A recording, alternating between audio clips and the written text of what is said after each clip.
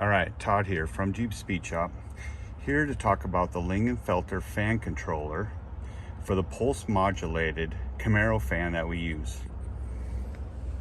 So here's the fan controller. Here's where we mount it. We mount it under the dash. The reason why is so it stays out of weather, because it doesn't handle weather, and it also stays away from heat because it doesn't like heat. So here are the settings. So on the start side, on the, or I guess it would be the low temp or start temp would be at, on the 10s, 0, at the 100s, 2. So that'd make it 200. And then on the max output, both on 2. So that would make it 220. This setting here is at 0. Okay. So now we're going to talk about wiring. So here's the harness, here's the pigtail that we get, all right? The red wire goes to fused hot inside the TIPM, and I'll talk about that in a minute.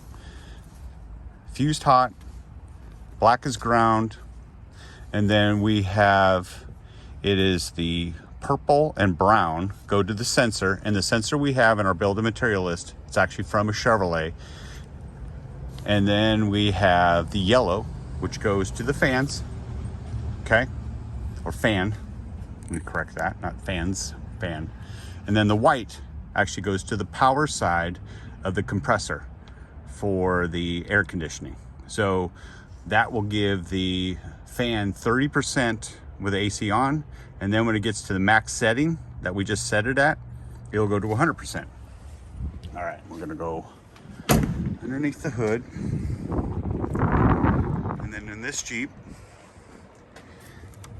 this is the fuse tap we use for the fan. All right, this is the location that we used in this Jeep. This is keyed power, and this is where we put it, okay? So as you'll see under the hood, I mean, there's the fan, right? And that yellow wire that we're talking about will go to the wire that's here.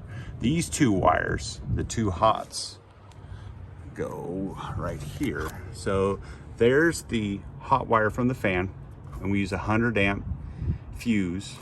And then the other one would go to the ground.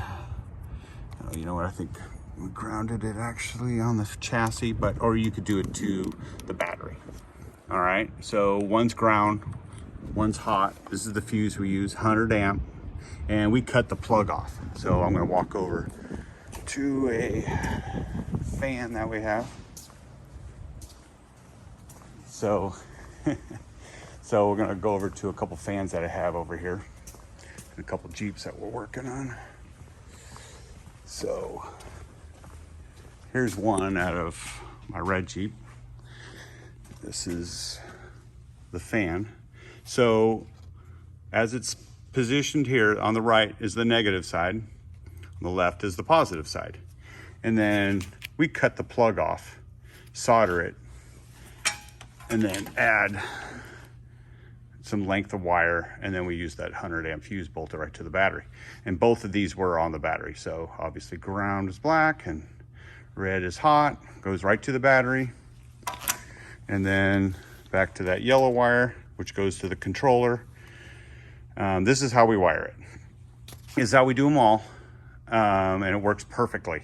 If you change sensors because they don't work or for whatever reasons, then I can't say it's going to work perfectly. So, and there's the sensor right there that we use. It's in my build of material list. It's actually from a GM car, and it seems to work the best. The problem is you need to drill and tap that to 3/8 pipe. And we do it on all of them. I know what happens. They work great, no problems. But if you alter from that, do it differently, I can't tell you how it's gonna work for sure. So, but this is what we do. We've been doing it now for years, and it works out perfectly. All right, well, here's another fan. We're actually doing some modifications to this Jeep, and we'll talk about that in a later date.